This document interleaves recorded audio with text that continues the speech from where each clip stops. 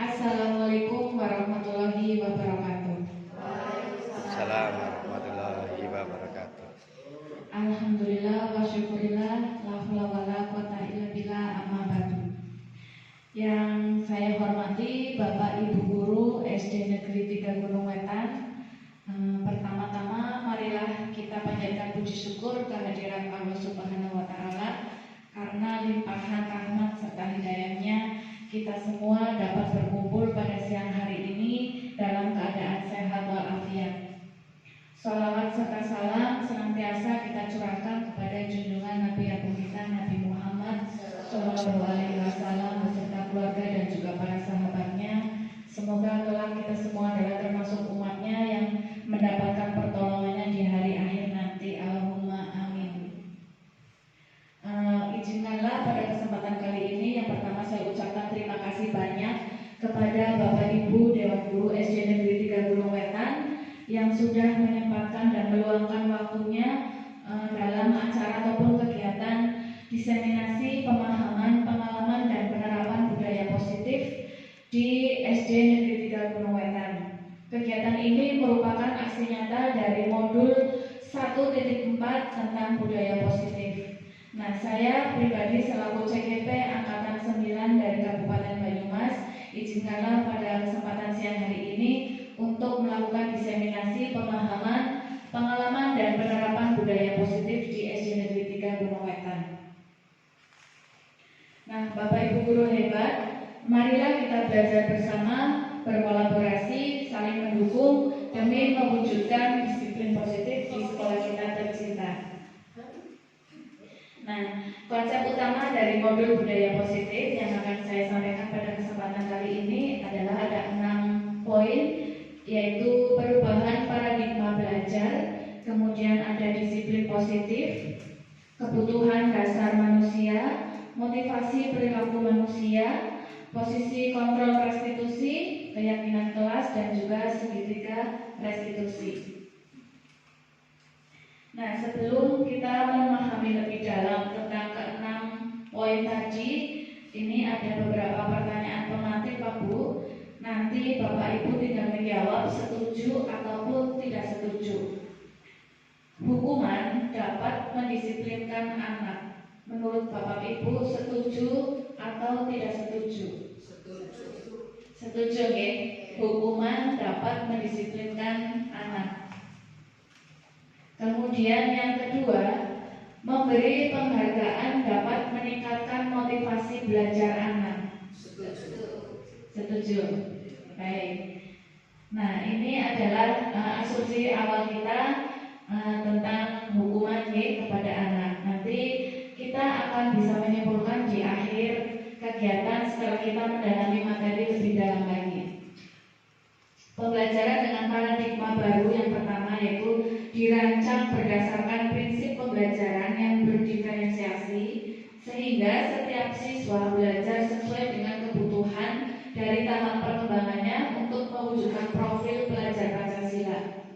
Nah, profil pelajar Pancasila itu ada beriman dan bertakwa kepada Tuhan Yang Maha Esa dan berahlak mulia, kemudian berkebinekaan global, bergotong royong, kreatif, bernalar kritis, dan juga mandiri. Ini adalah 6 elemen yang ada di profil pelajar Pancasila. Nah, kemudian tentang disiplin positif. Dalam budaya kita, makna kata disiplin itu dimaknai menjadi sesuatu yang dilakukan seseorang pada orang lain untuk mendapatkan kepatuhan. Kita cenderung menghubungkan kata disiplin dengan ketidaknyamanan. Kebanyakan orang itu merasa jika disuruh untuk patuh ataupun untuk menaati aturan, maka akan menjadi merasa tidak nyaman.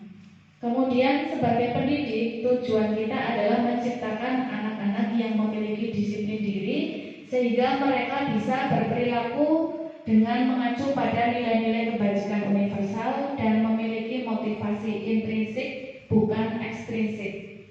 Kebajikan universal di sini adalah sikap-sikap maupun nilai-nilai yang diharapkan ada pada diri anak, seperti ada nilai toleransi, kemudian ada disiplin, tanggung jawab, bergotong royong, tidak jauh dengan nilai-nilai pada profil pelajar Pancasila.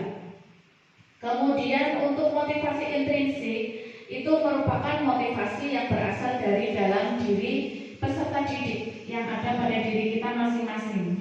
Nah, untuk motivasi ekstrinsik itu adalah motivasi yang berasal dari luar atau dari lingkungan, kemudian dari faktor selain dari dalam diri peserta didik.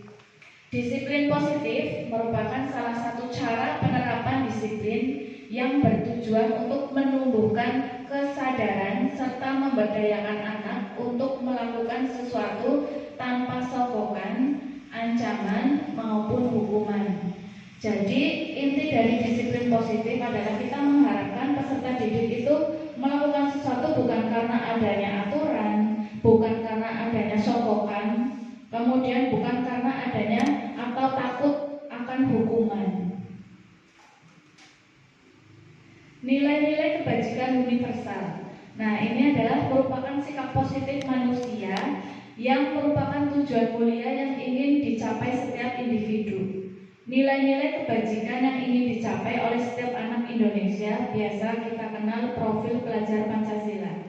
Seperti yang kami jelaskan tadi bahwa nilai-nilai kebajikan itu sama halnya dengan karakter ataupun nilai-nilai yang mengacu pada profil pelajar Pancasila. Setiap perilaku atau perbuatan memiliki suatu tujuan. Ini menurut Dr. William Glasser pada teori kontrol tahun 1984. Kita pasti percaya dan kita yakin bahwa setiap individu yang melakukan suatu hal atau pekerjaan apapun pasti dalam hati nuraninya itu mempunyai satu tujuan. Ya, dengan mengaitkan nilai-nilai kebajikan yang diyakini seseorang, maka motivasi intrinsiknya itu akan terbangun sehingga menggerakkan motivasi dari dalam untuk dapat mencapai tujuan mulia yang diinginkan. Nah, selanjutnya adalah kebutuhan dasar manusia. Kebutuhan dasar manusia ini ada beberapa, 1, 2, 3, 4, 5. Yang pertama ada bertahan hidup. Bertahan hidup misalnya adalah rumah, kemudian ada kesehatan dan juga makanan. Rumah, kesehatan dan makanan atau yang biasa kita sering dengar dengan istilah sandang, pangan dan papan. Nah, ini merupakan kebutuhan yang pokok atau primer dan harus dipenuhi atau harus ada untuk kita sebagai manusia agar bisa bertahan hidup. Kemudian ada rasa kasih sayang dan rasa diterima. Misalnya untuk berteman dengan orang lain. Nah, kita tidak bisa hidup sendiri nih Pak Bu. Jadi kita selalu membutuhkan orang lain. Kemudian kita juga hidup sosial bermasyarakat juga bergaul dengan orang lain. Nah, di sini ada rasa kasih sayang dan rasa diterima. Misalnya saya ketika baru awal masuk di sekolah ini. Nah, saya kenal dengan Bapak Ibu di sini, saya sebagai warga baru, pastinya saya pribadi mempunyai rasa ingin diterima di sini. Kemudian bersama-sama bekerja sama di sini. Kemudian ada kebutuhan dasar yang berikutnya adalah penguasaan. Misalnya harga diri, kemudian meraih prestasi. Nah, ini biasanya pada peserta didik itu cenderung perilaku penguasaan ini, misalnya di sekolah itu ataupun di dalam kelas itu ada anak yang merasa dirinya itu adalah yang paling hebat atau yang paling pintar, maka dia di sini adalah kebutuhan penguasaan. Dia ingin menguasai teman-temannya, dia ingin menguasai kondisi di kelas. Nah, itu salah satu contohnya. Kemudian kebebasan, misalnya kebutuhan untuk menentukan pilihan. Nah, di sini kita menerapkan yang namanya ada pembelajaran berdiferensiasi. Ini erat kaitannya dengan kebebasan. Jadi kita beri kebebasan kepada peserta didik untuk menentukan pilihan segala sesuatu yang akan dipelajari di sekolah. Kita berikan materi kepada para peserta didik sesuai dengan pilihan mereka. Contohnya kegiatan ekstra. Kita tidak dapat memaksa peserta didik kita untuk mengikuti kegiatan ekstra yang tidak sesuai dengan bakat dan minat. Pastinya kita memberikan kebebasan kepada mereka untuk memilih kegiatan-kegiatan yang sesuai dengan bakat, potensi maupun minat peserta didik kita. Selanjutnya adalah kesenangan. Kesenangan di sini adalah contohnya bermain dan tertawa. Nah, karena kita di dunia pendidikan dan anak-anak yang kita ajar adalah usia sekolah dasar, nah itu adalah usia-usia atau masanya bermain. Jadi kita berikan mereka kebebasan untuk bermain dan tertawa. Kita berikan mereka rasa nyaman, rasa bahagia dalam mengikuti pembelajaran. Dan kita pribadi pun seperti itu. Selaku guru, kita harus menjadi guru yang bahagia. Kalau kita menjadi guru yang bahagia, maka insya Allah murid-murid kita juga menjadi murid yang bahagia. Kebutuhan akan kesenangan. Kita belajar di kelas tidak harus selalu serius, tapi kita bisa memodifikasi ataupun membuat pembelajaran yang menyenangkan sehingga bisa menciptakan suasana seakan mereka sedang bermain, namun pada dasarnya kita sedang memberikan pembelajaran ataupun materi-materi sehingga bisa diterima oleh anak melalui kegiatan atau permainan-permainan yang kita berikan. Nah, Bapak Ibu, mari kita pahami bersama. Dinda, seorang anak kelas 3 SD, begitu tiba di rumah sepulang dari sekolah, menangis dan mengadu pada ibunya bahwa dia benci pada Ibu Rani, gurunya. Menurut Anda, kebutuhan apa yang berusaha dipenuhi oleh Dinda?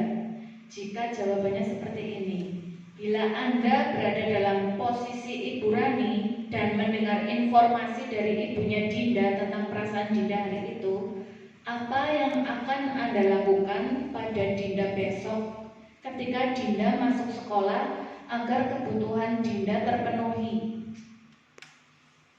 Apa yang akan Bapak Ibu lakukan? Monggo. Lakukan pendekatan. Pak Selamat, monggo Pak Selamat. Terima kasih. Menurut saya menjadi Ibu Rani. Ya, saya sebagai gurunya begitu mendengar aduan dari ibunya Dinda, begitu. Tepuk tangan Bapak Ibu semua untuk jawaban dari Pak Selamat. Mungkin ada Bapak Ibu guru yang lain yang mau menambahkan menjawab jika berada posisinya sebagai Ibu Rani. Ibu Ani. Terima kasih kepada Bu Fitri atas kesempatan yang diberikan. Di sini tadi Pak Selamat sudah menjawab pendekatan ya. Mungkin jawaban saya tidak jauh beda.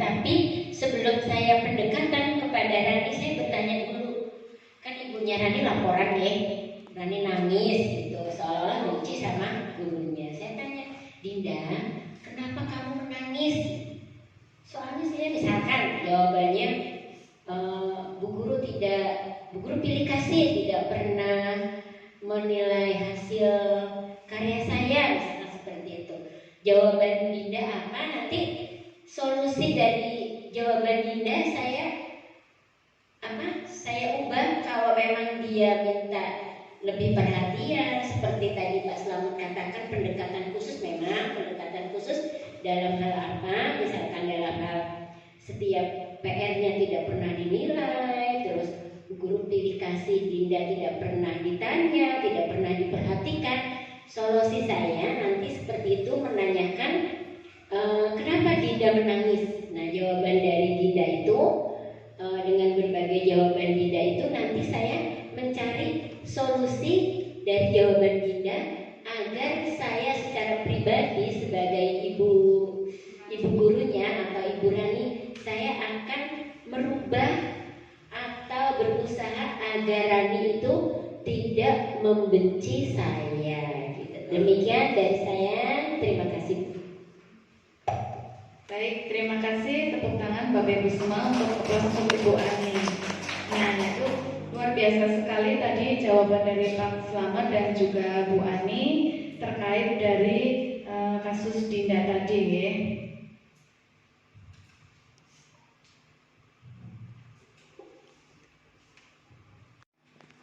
Baik Bapak Ibu, itu tadi sekilas tentang kasus Dinda. Nah, berikut adalah kita analisis bersama tentang jawaban Dinda dan kita analisis itu termasuk kebutuhan apa. Ini jawaban Dinda, Ibu Guru bilang aku tidak boleh bersenandung sewaktu mengerjakan tugas. Katanya kelas harus tenang, tak ada suara, kan nggak seru jadinya. Nah, ini masuk kepada kebutuhan kesenangan. Jadi di sini Dinda sebenarnya menginginkan suasana pembelajaran yang seru, yang menyenangkan. Sedangkan Bu Rani menginginkan kelas yang tenang. Nah, seperti itu. Kemudian selanjutnya Dinda, Ibu Guru tidak menyapaku hari ini, padahal aku pakai jepit rambut baru. Nah, hal kecil tapi kadang kita lupa gitu Bu. Jadi ini masuk kepada kebutuhan kasih sayang dan rasa diterima. Jadi jika kita mendapati murid kita dengan hal-hal yang baru di dirinya, misalnya tas baru, sepatunya baru, atau hanya sekedar jepit rambut yang baru, kita perlu berikan perhatian. Wah, bagus sekali jepit rambutnya, atau misalnya wah sepatunya baru ya, beli di mana. Nah, seperti itu kalimat sederhana tetapi bagi anak itu sebuah pengakuan. Dia merasa bahwa dirinya itu diterima, diperhatikan, ya seperti itu. Kemudian aku bosen, masa belajarnya cuma gitu-gitu aja, dengerin Bu Guru aja. Nah, ini dari kalimat itu kita analisis bahwa Dinda menginginkan kebutuhan tentang kebebasan. Jadi kadang anak mungkin juga bosan jika hanya mendengarkan guru di depan ceramah seperti saya ini contohnya. Nah, kalau saya bicara terus tanpa ada dialog ataupun pembahasan-pembahasan yang lain yang lebih menarik, anak itu akan cenderung bosan. Jadi di sini Dinda membutuhkan atau kebutuhan kesenangan, kemudian kasih sayang dan rasa diterima, dan juga kebebasan. Nah, ini bisa kita praktekkan atau kita terapkan pada anak didik kita di kelas. Nah, selanjutnya motivasi perilaku manusia. Motivasi merupakan dorongan yang timbul pada diri seseorang secara sadar atau tidak sadar untuk melakukan suatu tindakan dengan tujuan tertentu. Seperti yang disebutkan di awal tadi bahwa segala perilaku kita ataupun manusia untuk melakukan sesuatu hal ataupun suatu pekerjaan itu pastilah sudah ada motivasi ataupun dorongan tersendiri dari dalam dirinya maupun dari luar, yaitu yang tadi disebut faktor intrinsik dan juga ekstrinsik. Nah, beberapa motivasi perilaku manusia itu yang pertama ada menghindari ketidaknyamanan dan hukuman. Murid melakukan disiplin diri karena ia takut dihukum. Ini merupakan motivasi ekstrinsik. Jadi jika peserta didik kita taat dan patuh pada aturan yang ada di sekolah, berangkat pagi, kemudian piket tepat waktu, mengerjakan PR dan sebagainya, hanya karena takut dihukum, maka ini termasuk dari motivasi ekstrim, adalah mendapatkan imbalan atau penghargaan dari orang lain. Murid melakukan disiplin diri karena ia ingin mendapatkan imbalan. Motivasi ini merupakan motivasi ekstrinsik. Ya, saya mengerjakan PR biar saya dapat hadiah dari bu guru. Saya berangkat pagi karena kalau berangkat siang nanti saya uang sakunya hanya sedikit dari orang tua. Nah, itu merupakan motivasi ekstrinsik. Jadi ada hal lain atau di luar dirinya yang mempengaruhi untuk berperilaku disiplin. Yang ketiga, menghargai nilai-nilai kebajikan diri sendiri. Artinya, murid melakukan disiplin diri karena sadar akan nilai kebajikan dirinya. Ini merupakan motivasi intrinsik, ya, sadar akan nilai kebajikan dirinya. Jadi memang tumbuh dan lahir dari dalam dirinya sendiri.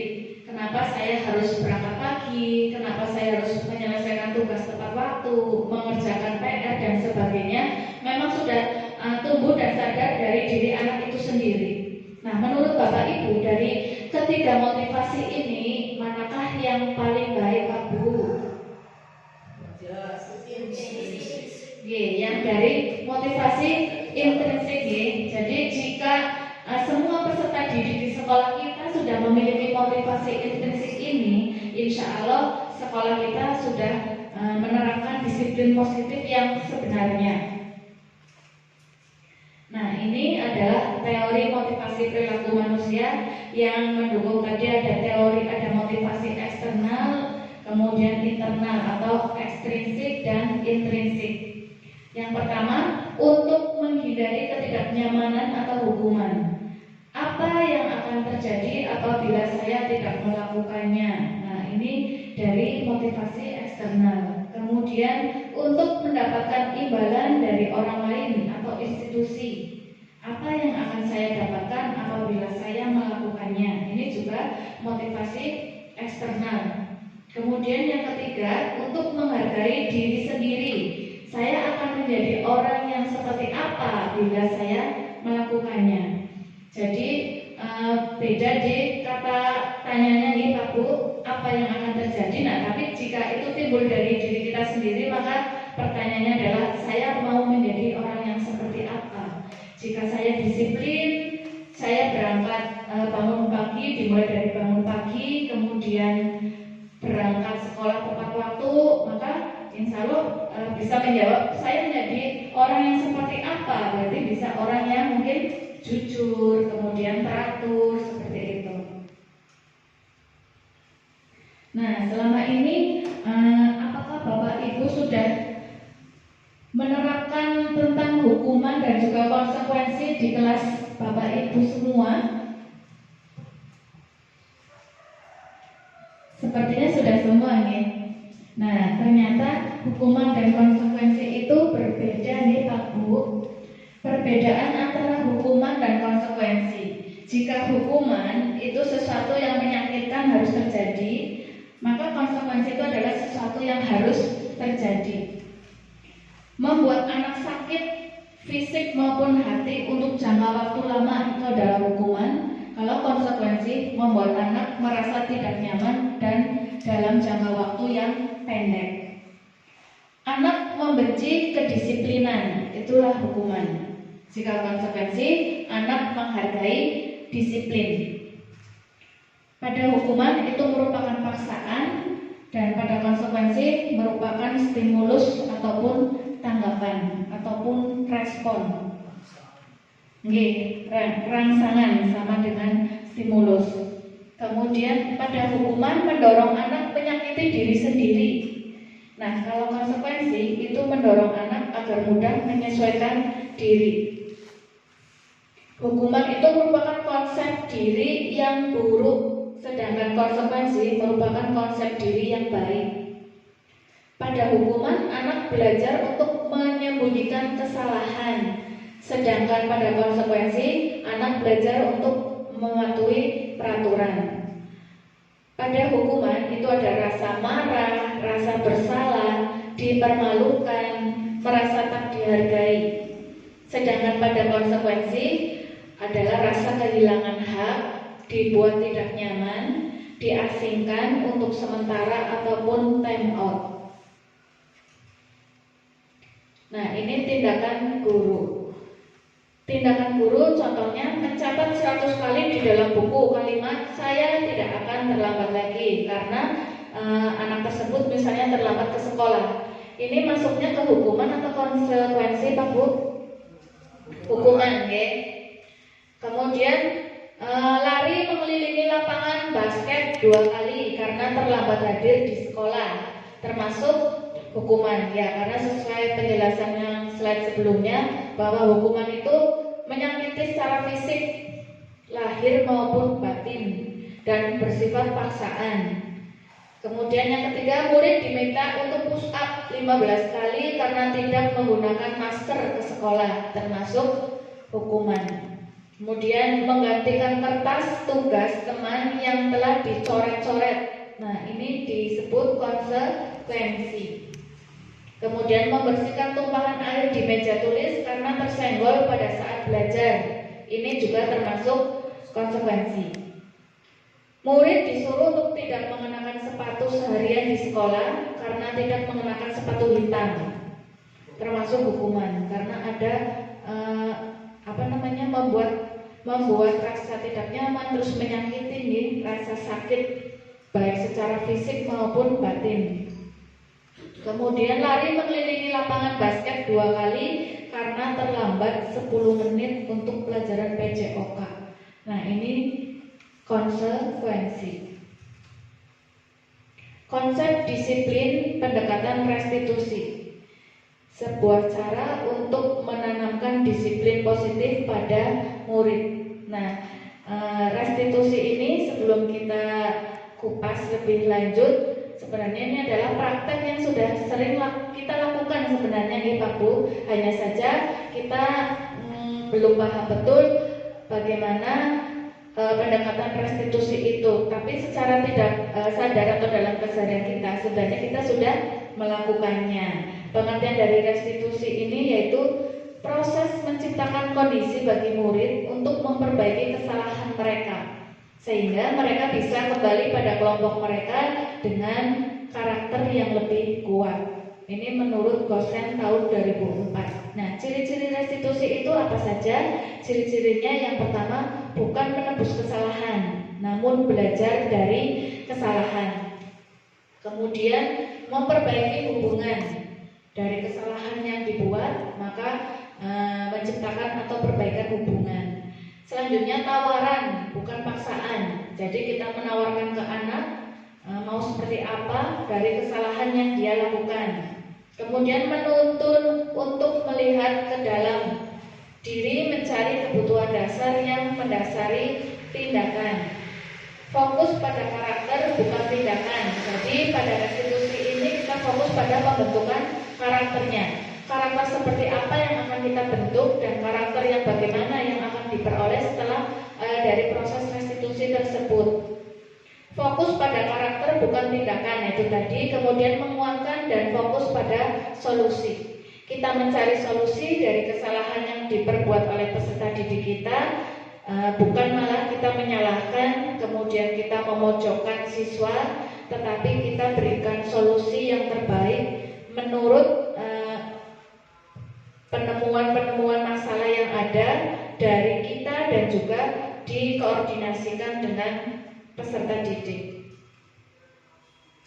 Nah, ini perbedaan dari ketiganya tadi, perbedaan dari hukuman, konsekuensi, dan juga restitusi. Contohnya pada kasus siswa sering tidak mengerjakan PR. Nah, tentunya kita sering sekali menjumpai anak didik kita yang tidak mengerjakan PR, ya Pak Bu? Ya, nah, jika hukuman, guru itu menghukum siswa tersebut hormat bendera selama 10 menit contohnya. Kemudian guru marah dan murid menjadi takut. Nah, jika konsekuensi, guru memberikan konsekuensi untuk mengerjakan PR-nya saat istirahat atau dikerjakan sebanyak 3 kali lipat. Kemudian guru tegas dan menghormati peraturan. Nah, jika restitusi, guru menanyakan keyakinan kelas atau dirinya dan membantu siswa menyelesaikan masalahnya. Guru terbuka, siswa menghormati dirinya dan juga orang lain. Nah, dalam penyelesaian kasus-kasus yang ada di sekolah, ini ada 5 posisi kontrol guru. Yang pertama, guru sebagai penghukum, yaitu menggunakan hukuman fisik maupun verbal. Kemudian sebagai pembuat rasa bersalah, yaitu menggunakan suara lebih lembut dan membuat orang lain merasa bersalah. Kemudian guru sebagai teman, itu artinya mengontrol murid melalui persuasi atau ajakan sehingga terjadi hubungan yang baik. Kemudian guru sebagai pemantau, itu mengandalkan catatan sebagai bukti atas perilaku seseorang, kadang menggunakan stiker. Stiker di sini yang dimaksud bisa stiker emoticon perasaan ataupun melalui tulisan-tulisan. Kemudian guru sebagai manajer, posisi kontrol manajer, yaitu mempersilahkan murid mempertanggungjawabkan perilakunya dan menemukan solusi atas masalahnya. Nah, dari kelima posisi kontrol ini, menurut Bapak Ibu berada di posisi kontrol mana yang lebih sering?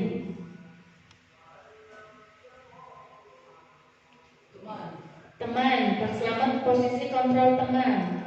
Mengapa teman, Pak Slamet? Kalau teman itu kan jadi seolah-olah siswa itu tidak merasa mendapatkan hukuman. Seolah-olah siswa tidak mendapatkan hukuman. Terima kasih Pak Slamet. Kalau Ibu Ani lebih sering di posisi kontrol mana, Nggih? Kalau saya manajer. Manajer. Kenapa manajer? Misalkan anak itu bersalah, misalkan contoh Oke. saya ini pendapat. Anak itu bersalah, misalkan memecahkan kaca jendela, misalkan.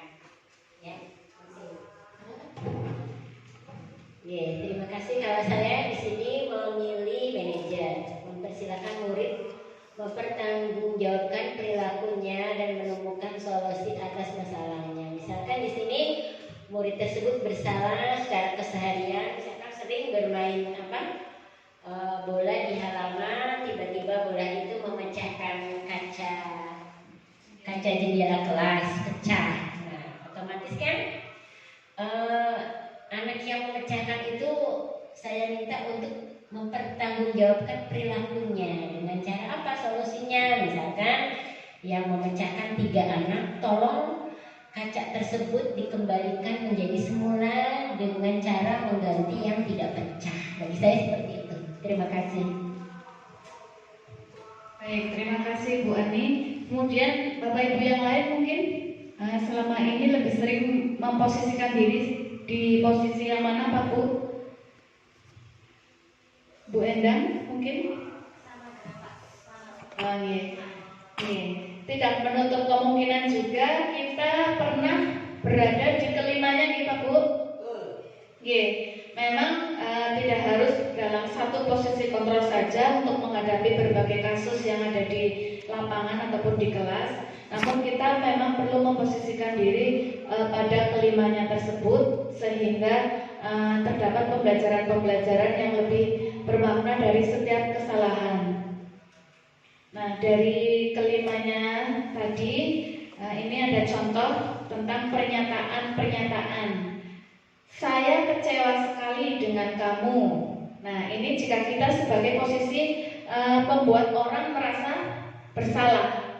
Jika kita posisi guru dengan posisi kontrol membuat orang merasa bersalah, kita mengucapkan kalimat tersebut. Saya kecewa sekali dengan kamu. Bu guru kecewa dengan kamu. Bu guru tidak suka dengan kamu, atau dibilang tidak benar atau tidak pernah seperti itu. Nah, kemudian kemudian jika posisi kita sebagai teman, kita bisa mengucapkan kepada anak didik kita, ayolah lakukan demi bapak atau ibu. Jadi ada kalimat-kalimat persuasif atau ajakan. Ayo dikerjakan, biar bapak ibu guru temani, atau biar bapak ibu guru bantu, seperti itu. Nah, kita memposisikan diri sebagai teman. Kemudian sebagai pemantau, contohnya, apakah kamu mau mendapatkan stiker bintang hari ini? Nah, itu pemantau. Nah, jika sebagai manajer, bagaimana kamu bisa menyelesaikan masalah ini?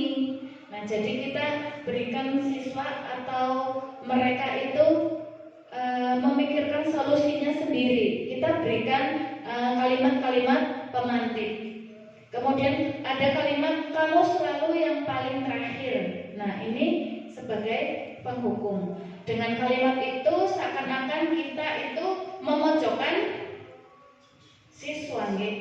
Kenapa kamu selalu yang terakhir? Kenapa kamu tidak pernah benar kalau menjawab tugas dari bu guru? Nah, itu contoh memojokkan atau sebagai posisi kontrol penghukum. Nah, selanjutnya tentang keyakinan kelas. Mengapa keyakinan kelas? Mengapa tidak peraturan kelas saja? Apa bedanya antara keyakinan kelas dengan peraturan kelas? Dari Bapak Ibu, ada yang ingin mencoba menjawab terlebih dahulu? Budian, monggo Budian.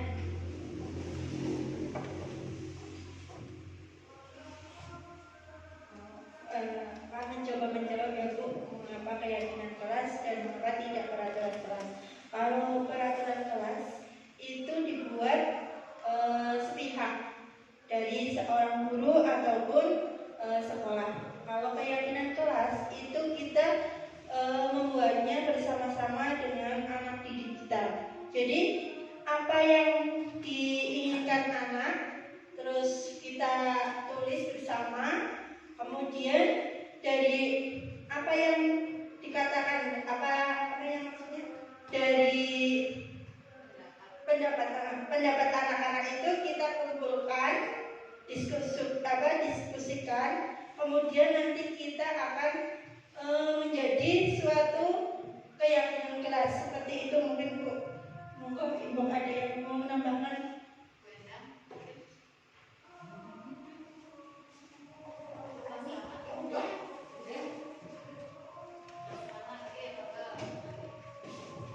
Terima kasih.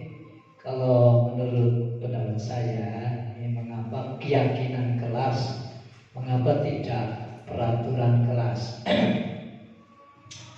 Kalau keyakinan kelas, ini berarti sifatnya itu terhadap warga kelas, baik guru maupun siswa.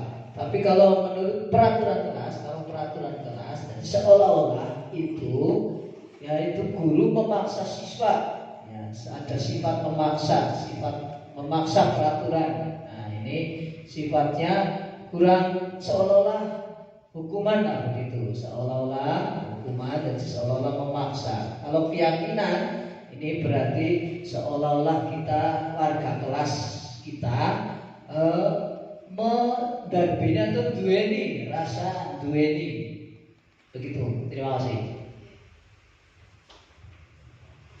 Terima kasih kepada Bapak Slamet dan juga Ibu Diana atas jawabannya, luar biasa sekali. Jadi mengapa keyakinan kelas, mengapa tidak peraturan kelas saja, itu tadi sudah dijelaskan oleh Bu Dian dan juga Pak Slamet, bahwa jika keyakinan kelas itu merupakan hasil kesepakatan bersama, apa yang menjadi keinginan kita dituangkan dalam satu aturan, yaitu peraturan ataupun keyakinan kelas. Nah, jika peraturan itu bisa dibilang sepihak, kemudian sepihak. Jadi seakan-akan tadi yang dikatakan Pak Slamet itu memaksa anak untuk mematuhinya. Nah, mengapa kita memiliki peraturan tentang penggunaan helm pada saat mengendarai kendaraan roda 2 atau motor? Untuk untuk mendukung motivasi intrinsik kembali ke nilai-nilai atau keyakinan lebih menggerakkan seseorang dibandingkan mengikuti serangkaian peraturan. Nah, jika misalnya menggunakan helm saat mengendarai kendaraan ataupun motor, ini menurut Bapak Ibu termasuk keyakinan atau sekedar untuk menaati peraturan? Pak Selamat menjawab keyakinan, sedangkan Bu Andi menjawab peraturan. Ataupun bisa keduanya nih, secara undang-undang memang ada peraturannya bahwa setiap pengendara bermotor wajib menggunakan helm. Untuk nilai kebajikan apa Pak Bu menggunakan helm? Keselamatan, iya betul sekali. Untuk keselamatan. Nah, secara keyakinan, apabila hal itu sudah kita yakini, sudah kita sadar bahwa keselamatan itu adalah penting, maka seandainya tanpa ada peraturan pun kita pasti juga memakai helm. Nah, itu keterkaitan jika motivasi intrinsik itu sudah ada, sudah tertanam pada diri kita, maka hal-hal itu yang namanya peraturan itu sebenarnya sudah tidak diperlukan lagi karena sudah ada keyakinan dari dalam diri, sudah ada kesadaran diri. Nah, berikut adalah contoh kegiatan membuat keyakinan kelas. Guru bersama siswa membuat keyakinan kelas. Nah, ini langkah-langkahnya. Yang pertama adalah berdiskusi tentang peraturan dengan kalimat positif. Artinya kalimat positif di sini adalah kalimat yang kalimat aktif, Pak Bu. Karena biasanya peraturan itu kan menggunakan kalimat-kalimat yang lebih keras atau negatif nih istilahnya nih. Misalnya dilarang membuang sampah sembarangan. Nah, itu contoh peraturan. Namun pada keyakinan kelas ini diubah kalimatnya menjadi kalimat positif. Dilarang membuang sampah sembarangan misalnya menjadi buanglah sampah pada tempatnya. Kemudian langkah selanjutnya adalah merumuskan peraturan menjadi keyakinan. Nah, tadi peraturan-peraturan yang menggunakan kalimat bukan kalimat positif itu bisa kita ubah menjadi kalimat-kalimat yang positif. Misalnya dilarang mengejek teman. Nah, kita bisa ubah kalimatnya dengan kalimat hargailah sesama teman, begitu. Lalu jika sudah ditulis semua peraturan ataupun kalimat-kalimat yang dituangkan dari kesepakatan tadi oleh anak-anak, jadi apa yang diinginkan oleh peserta didik dan apa yang diinginkan oleh guru juga bersama-sama dibahas dengan peserta didik, dijadikan keyakinan kelas, ditulis kemudian ditempelkan. Ini menempelkan keyakinan di kelas. Jadi di kelas itu sudah anak sudah paham betul. Oh iya, keyakinan kelas saya di sekolah atau di kelas saya adalah seperti ini. Jadi anak itu memang kemauan mereka dan boleh kita menambahkan tanda tangan ataupun cap jari dari anak-anak itu sebagai wujud ataupun persetujuan bahwa ini merupakan kesepakatan kita bersama. Jadi tidak harus kita langgar, tapi kita jalankan sesuai dengan kesepakatan kelas yang kita sepakati bersama.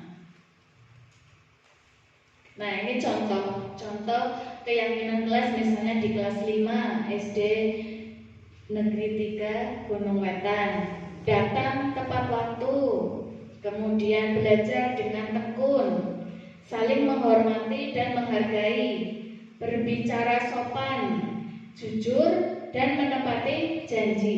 Singkat, padat dan jelas. Tidak perlu kalimat yang panjang lebar, cukup kita gunakan kalimat aktif yang pendek pun sehingga anak itu tidak merasa bingung mencerna artinya, yang bisa dimengerti oleh anak-anak kita. Nah, bagaimana pembentukan keyakinan kelas? Ini lebih abstrak dari peraturan Abstrak dalam arti jika peraturan itu biasanya sudah ditentukan oleh sekolah. Nah, abstrak di sini bebas merupakan pendapat dari semua murid, ya, semua siswa yang ada di kelas kita. Kemudian berupa pernyataan universal. Artinya pernyataan-pernyataan tersebut itu lahir dari mereka, keinginan mereka, dan juga dibuat dalam bentuk positif, yaitu tadi menggunakan kalimat aktif. Jadi tidak menggunakan kalimat-kalimat yang terkesan keras ataupun kasar. Sedikit saja agar mudah diingat. Nah, itu tadi kita tidak perlu merangkai kalimat aktif yang begitu panjang, cukup sedikit tapi lebih mudah dipahami. Contohnya jujur seperti itu, datang tepat waktu, hargai teman. Nah, itu kan hanya 2 kata atau 3 kata, tetapi jika dijalankan itu efeknya akan luar biasa. Sesuai dengan kondisi kelas dan sekolah agar mudah diterapkan, kita harus mampu atau pandai-pandai membaca situasi dan kondisi terkini terkait dengan kondisi di kelas, kemudian dengan peserta didik kita, kemudian latar belakang mereka. Nah, jika kita sudah menguasai kondisi yang ada, maka kita akan mudah untuk menerapkan keyakinan-keyakinan kelas yang dimaksud. Nah, yang terakhir, semua warga kelas atau sekolah dilibatkan membuat. Nah, karena keyakinan kelas, ya di kelas biasanya itu ada peserta didik dan juga guru. Maka keyakinan kelas melibatkan guru dan juga peserta didik. Semua peserta didik tanpa terkecuali. Kita berikan mereka kesempatan, kita berikan mereka kebebasan untuk berpendapat dan juga mengungkapkan keinginan-keinginannya untuk dijadikan keyakinan kelas. Nah, ini adalah perbedaan dari peraturan dan keyakinan kelas. Jika kalimat di peraturan itu selalu kembalikan buku ke tempatnya, itu contoh kalimat berupa peraturan. Nah, jika diubah menjadi keyakinan kelas, kita bisa mengubahnya menjadi kata tanggung jawab. Dilarang mengganggu orang lain. Nah, itu jika dalam bentuk peraturan. Tapi ketika sudah diubah menjadi keyakinan kelas, kita ubah menjadi kata yang lebih halus, kata yang lebih positif, kalimatnya menjadi menghormati orang lain. Hadir di sekolah 15 menit sebelum pembelajaran dimulai. Maka kalimat keyakinan kelasnya bisa diubah menjadi menghormati orang lain dan berkomitmen. Dilarang melakukan kekerasan. Kalimatnya menjadi keselamatan, menghormati orang lain. Dilarang menggunakan narkoba. Maka keyakinan kelasnya adalah kesehatan, ya. Bergantian atau menunggu giliran. Keyakinan kelasnya menghormati orang lain, bersabar, ya, sabar. Gunakan masker, seakan-akan itu memerintah, ya. Nah, keyakinan kelasnya kesehatan, keselamatan. Jangan berlari di kelas atau koridor. Keyakinan kelasnya menjadi keselamatan dan juga keamanan. Nah, dari peraturan kelas, kemudian nanti kita bisa praktekkan bersama-sama membuat keyakinan kelas dengan anak didik kita. Nah, jika keyakinan kelas sudah tercipta, sudah diterapkan, sudah dilaksanakan, maka akan terbentuk lingkungan yang positif, lingkungan sekolah yang positif. Dan tidak menutup kemungkinan lingkungan sekolah yang positif juga akan mempengaruhi lingkungan di sekitar sekolah juga.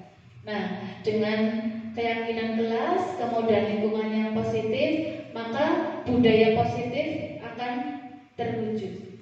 Nah, itu harapan kita. Selanjutnya adalah segitiga restitusi.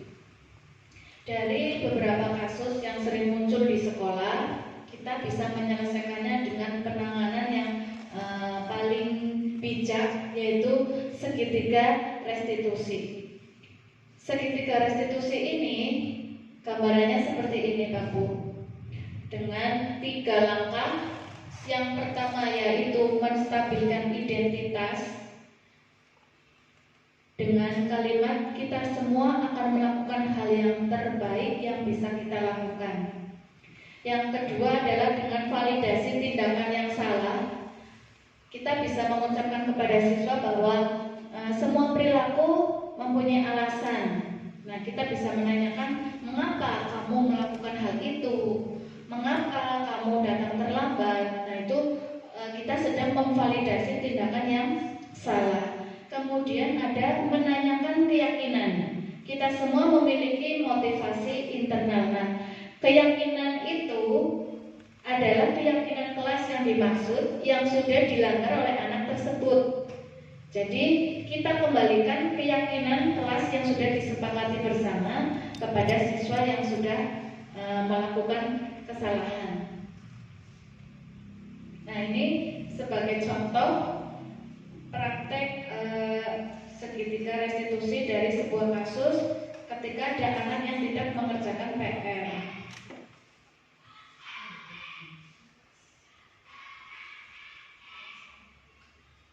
Nah, ini ada satu anak yang sedang asik sendiri mengerjakan PR di tengah-tengah pembelajaran.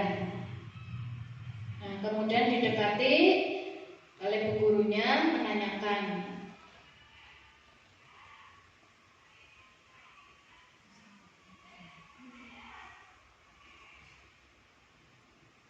nah, itu salah satu contoh seorang siswa yang tidak mengerjakan PR. Nah, Bapak Ibu, itu tadi contoh penerapan segitiga restitusi dari seorang siswa yang tidak mengerjakan PR di kelas. Nah, untuk penyelesaian kasus tersebut melalui segitiga restitusi, yang pertama adalah dengan menstabilkan identitas. Nah, kita bisa mengajukan pertanyaan, membuat kesalahan itu pernyataan-pernyataan dan juga pertanyaan untuk siswa tersebut. Contohnya membuat kesalahan itu sesuatu yang wajar. Kemudian manusia itu tidak ada yang sempurna. Jadi tidak masalah jika suatu hari lupa mengerjakan PR seperti itu. Kemudian kita bisa memperbaiki masalah ini. Kemudian kita bisa memberikan pernyataan, saya tidak menanyakan kesalahannya, tetapi fokus untuk memperbaiki masalah ini. Jadi kesalahan yang dilakukan oleh anak kita stabilkan identitasnya dengan membuat menanyakan kepada anak dengan pernyataan-pernyataan yang tadi itu, sehingga anak itu merasa tidak takut, tidak merasa wah pasti saya mau dihukum nih. Wah, pasti saya mau diberi sanksi apa lagi nih sama bu guru. Tidak ada perasaan seperti itu bagi anak. Nah, kemudian langkah yang kedua, kita memvalidasi tindakan yang salah. Berdasarkan prinsip setiap perilaku berupaya memenuhi suatu kebutuhan.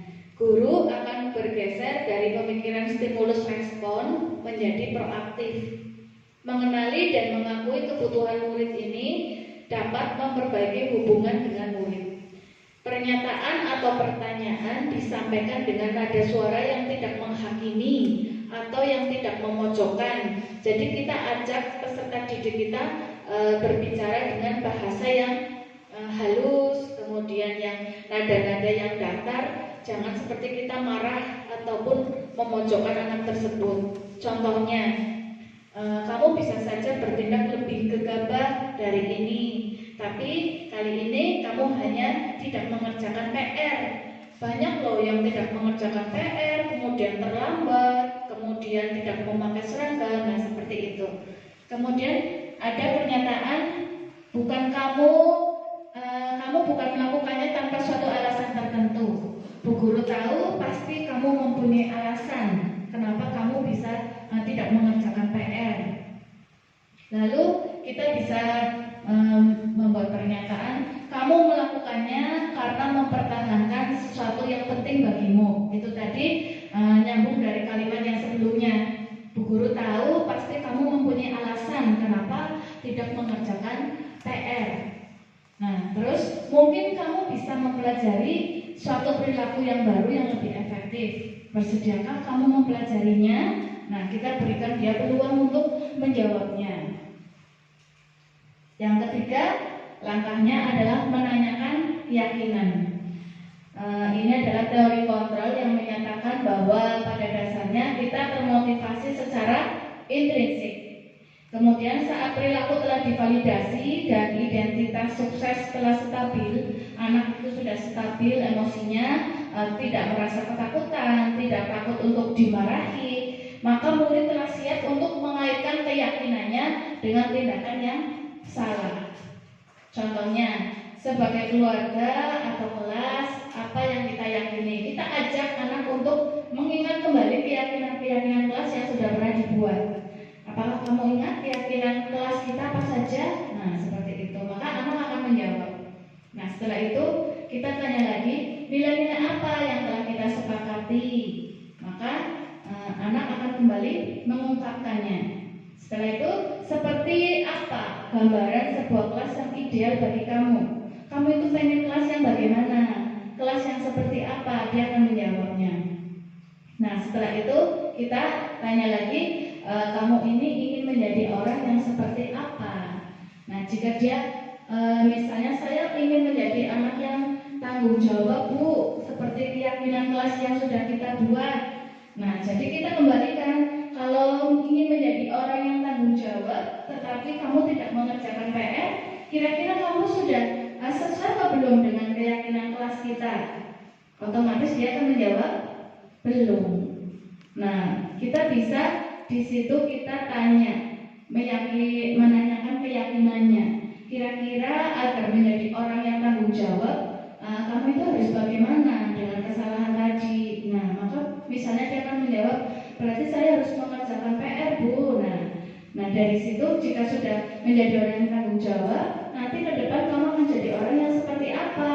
Dia akan bisa menilai dirinya sendiri. Nah, hal-hal yang harus diperhatikan dalam segitiga restitusi, yang pertama adalah perilaku yang salah itu perlu dikaitkan dengan nilai-nilai atau keyakinan-keyakinan yang telah disepakati atau dituju.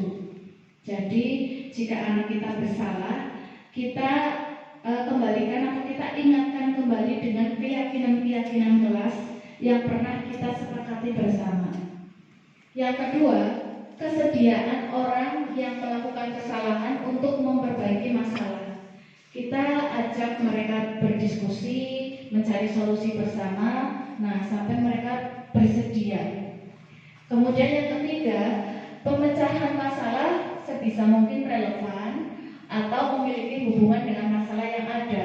Jadi ketika kita sedang menyelesaikan suatu masalah, contohnya tidak mengerjakan PR, ya kita fokus pada satu masalah dengan solusi yang akan kita buat misalnya. Tidak terus menyatukan atau membahas masalah-masalah yang lain.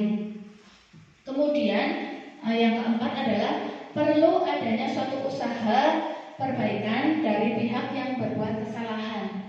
Kita beri kesempatan kepada anak yang berbuat salah untuk mengungkapkan usaha apa yang akan dia lakukan. Misalnya tadi itu dari kasus yang tidak mengerjakan PR, kita tanya usaha-usaha apa yang akan kamu lakukan supaya besok itu tidak lalai atau tidak lupa lagi mengerjakan PR.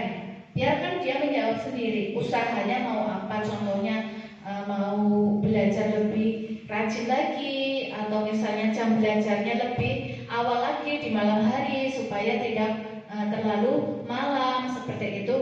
Jawabannya bisa bervariasi sesuai dengan keinginan-keinginan dari siswa tersebut. Selanjutnya, perlu didedikasikan waktu dari pihak yang berbuat kesalahan. Tanyakan kapan akan mulai diberlakukan usaha untuk memperbaiki masalah. Kita setelah anak itu mengungkapkan usahanya mau apa, kita tanyakan mau mulai kapan melakukan itu. Misalnya dia menjawab, malam ini juga Bu, nanti saya akan belajar lebih awal biar tidurnya tidak kemalaman. Kemudian pulang sekolah saya akan langsung menata buku pelajaran untuk esok hari. Nah, Nah, jadi kita tahu, oh ya, berarti anak ini sudah ada usaha, kemudian sudah ada kesadaran dari dalam dirinya, dan akan memulainya hari ini juga setelah pulang sekolah, seperti itu.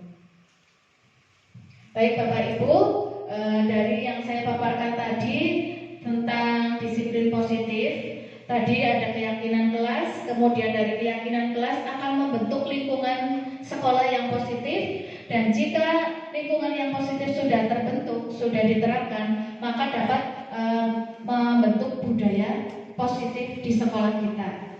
Budaya positif itu adalah nilai-nilai, keyakinan dan kebiasaan di sekolah yang berpihak pada murid, agar murid dapat berkembang menjadi pribadi yang kritis, penuh hormat, dan bertanggung jawab.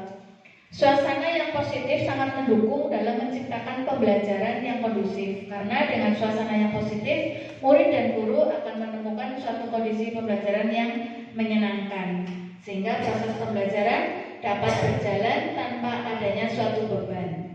Suasana positif juga membantu menggerakkan moral yang positif bagi murid, sehingga karakter murid tidak hanya terbentuk dari akademik saja, tetapi dari lingkungan yang ada. Mungkin dari Bapak Ibu ada yang ingin menambahkan ataupun memberikan tanggapan, monggo. Monggo Bapak Ibu. Dari Bu Ani. Nggih. Monggo Bu Ani ingin menambahkan. Mohon maaf dan terima kasih. Mohon maaf sebelumnya dan terima kasih. Di sini saya tidak akan menambahkan Bu dan teman-teman ya. Saya hanya belajar pengalaman tentang disiplin positif. Kebetulan saya mengajar kelas 1 dan saya sudah hampir 1 semester. Anak kelas 1 tuh kalau upacara tuh paling ramai. Dia belum bisa menerapkan disiplin. Saya dan teman-teman mungkin menyadari bahwa namanya saja kelas 1. Tapi di sini kita sebagai guru menginginkan secara bertahap, menginginkan yang terbaik untuk anak didik kita semua dari kelas 1 sampai kelas 6. Saya lihat kok kelas 1 kalau upacara itu bicara sendiri, gurisan, tidak memperhatikan jalannya upacara, nongkrong, main pasir dan lain-lain. Saya kebetulan mencontoh di sini disiplin positif yang diterapkan oleh guru kelas 2 yaitu Bu Dian, bagus sekali. Jadi di sini menggunakan motivasi ekstrinsik, motivasi dari luar. Saya tanya, kok kelas 2 sekarang upacaranya bagus, disiplin, mendengarkan dan dengan sikap siap. Ternyata ada embel-embel atau ada dorongan dari luar, anak-anak yang mengikuti upacara dengan disiplin nanti akan diberikan hadiah atau reward berupa uang. Saya akan mencoba, saya terapkan di kelas 1, saya umumkan dari hari Jumat. Sekarang hari apa anak-anak? Hari Jumat, besok Sabtu, besok Minggu. Hari Senin yang melaksanakan upacara dengan siap, tegap, disiplin akan Bu Guru beri hadiah. Nah, ternyata tiba saatnya hari Senin mengikuti upacara dan kita lihat bersama. Saya sudah menerapkan siapa yang nanti upacara mendengarkan dengan seksama, dengan sikap tegap, tidak gurisan, akan diberikan hadiah. Alhamdulillah perubahannya ya, walaupun nanti di akhir-akhir ada yang bicara tidak begitu banyak, tapi perubahannya sangat gratis dan anak-anak mau mengikuti upacara dengan hikmat, dengan sikap siap, tidak ada yang gurisan, tidak ada yang jawab-jawab. Ternyata penerapan motivasi ekstrinsik pada awalnya nanti kelamaan mungkin dari kelas 2 hanya 2 kali berjalan, anak akan sadar bahwa oh seperti ini kita sebagai peserta upacara, sedangkan upacara sendiri itu melatih kedisiplinan. Jadinya mudah-mudahan ini sebagai pelajaran ke depan Walaupun saya mencontoh dari kelas 2, mungkin di kelas lain ada yang beberapa anak yang sudah sadar dari dalam diri sendiri, juga ada yang mungkin harus dimotivasi dari luar. Mohon maaf dan terima kasih atas waktunya. Demikian pengalaman dari saya. Terima kasih, Bu. Terima kasih kepada Bu Ani yang sudah berbagi pengalaman praktik baik ya, tadi tentang perilaku disiplin ketika mengikuti upacara, dan ini juga sudah dilakukan oleh Bu Guru kelas 2 Budian ya. Nah, tadi ada motivasi ekstrinsik yang kemudian menjadi intrinsik ya. Dan menurut saya itu juga pengalaman yang luar biasa nih Bu Ani. Jadi dari tadi motivasi manusia melakukan sebuah perilaku karena ingin memperoleh penghargaan atau memperoleh hadiah.